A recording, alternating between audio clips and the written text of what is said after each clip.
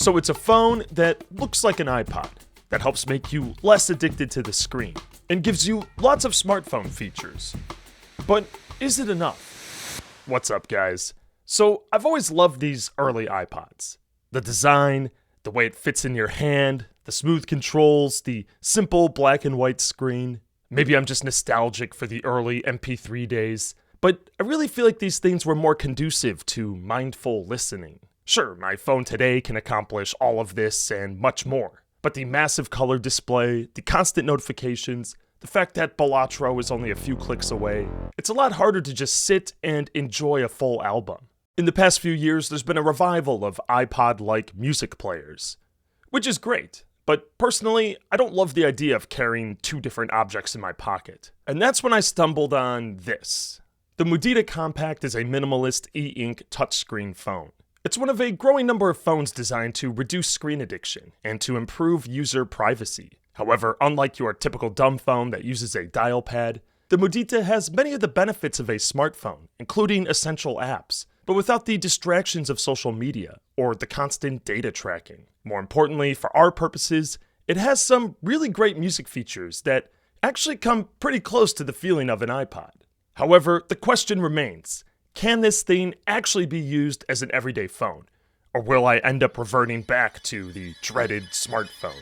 Mudita was kind enough to send me this phone to try out. They're not paying me for this review, so I will be fully unbiased. Let's give it a try. So after a quick thumbprint scan on the power button, which can be used to unlock the phone, I'm good to go.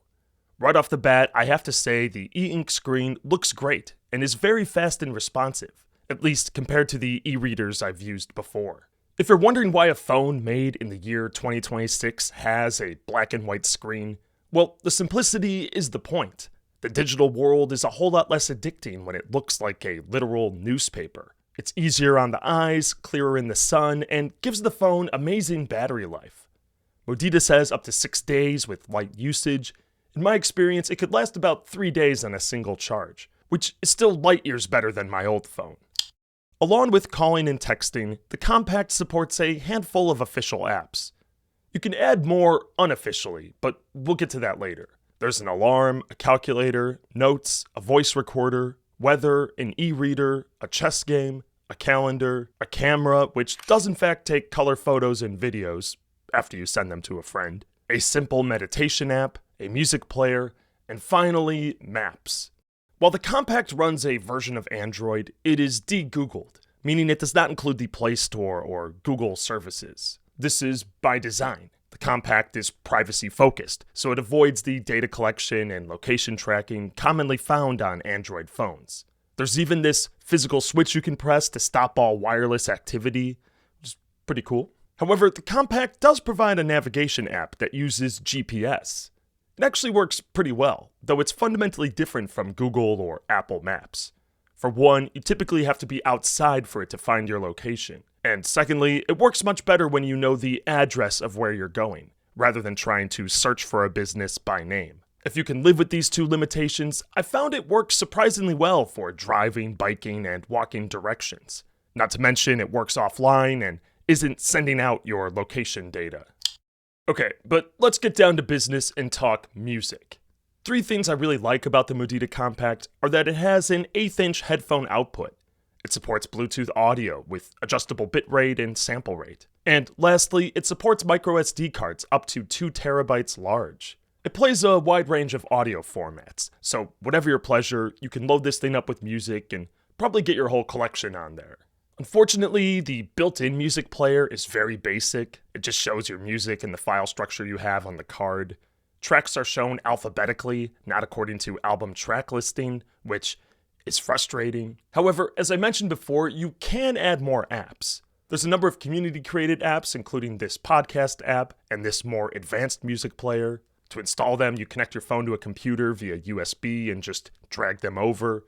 Super easy. The Calm Music app is much more solid than the built-in player.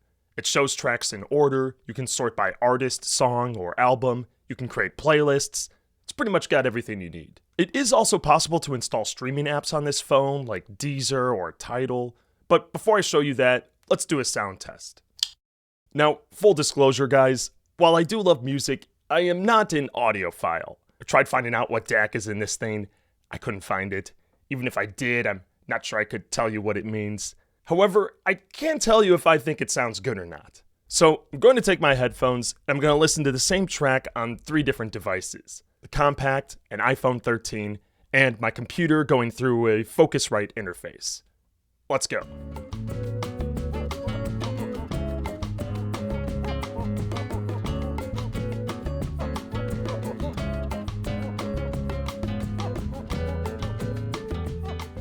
So after 10 minutes of listening to the same track on all 3 devices, I can't tell a difference. I guess my Focusrite through the computer, it just sounds a little bigger. Like I can just feel the kick drum a little more.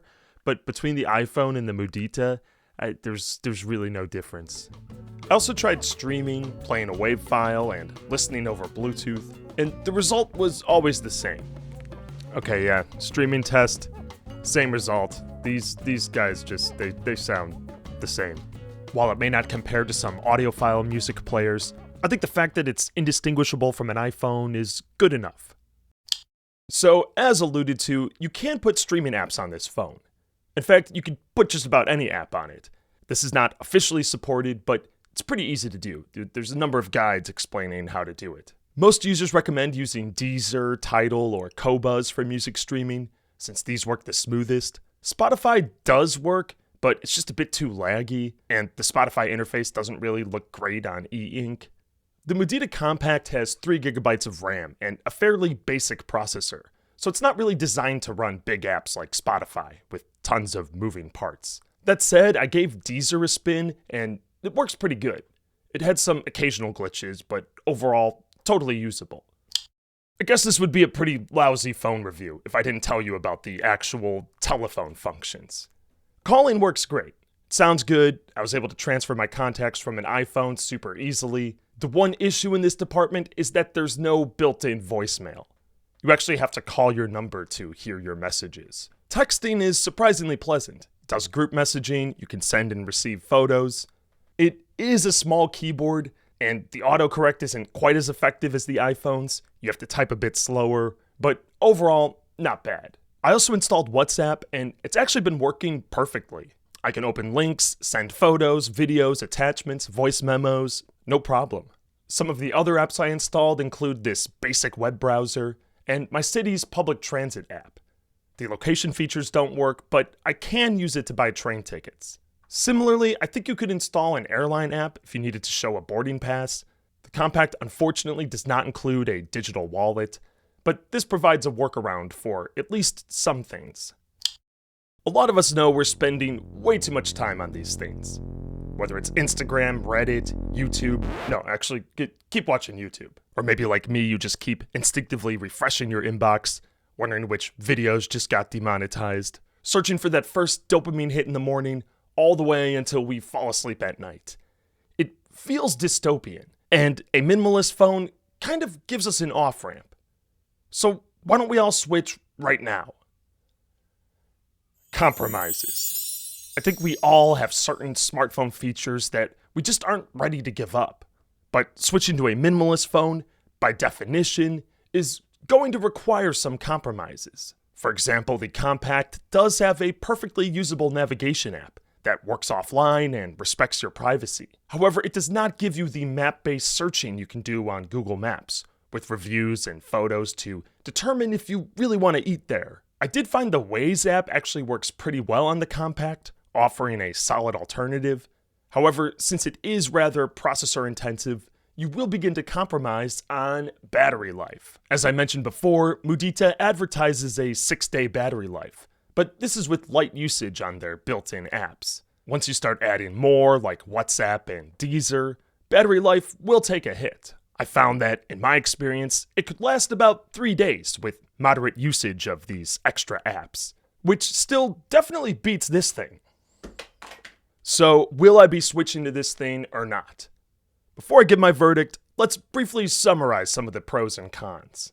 As a music lover, I love the fact that the Compact has a built-in headphone output and expandable memory, which is pretty rare on phones today. I really like the e-ink screen, which is better on the eyes way easier to see in the sun, can give you a better night's sleep, and just looks cool. I mean, between that and its shape and feel in the hand, it kind of gives me the feeling of the original iPod. I love this. The lack of tracking and data collection and the offline kill switch are great for those who are privacy-minded. However, this does lead to a key drawback. Without Google Play services, many location-based features will not work, including Uber and other ride-sharing apps. Along with this, I think the lack of voicemail and a digital wallet will be deal breakers for some users. So no more stalling. Am I going to switch to the Mudita Compact or not? Yes, but part-time. As someone who works in digital media, I do need to use social media now and then. I do need to give Aldo feedback on a full-color thumbnail in a timely manner. I do need to call an Uber from a bar when another video gets demonetized and I need to drown my sorrows. But because my iPhone uses a physical SIM card, I can just pop it out, put it in the compact, and voila, I can go back and forth. So I love the idea of having the Mudita Compact as sort of a detox phone. Something I can use when I have some time off and just want to recharge. Like a trip out to the lake where you just want some tunes and maybe a book to read. If you, on the other hand, are okay with these limitations, I think the Compact may very well work as a primary phone. It's currently priced at $400 USD, but the folks at Mudita were kind enough to give us a coupon for 15% off, which is Bandsplaining 15. There's a link in the description if you want to check it out. Alright guys, good luck out there and happy listening.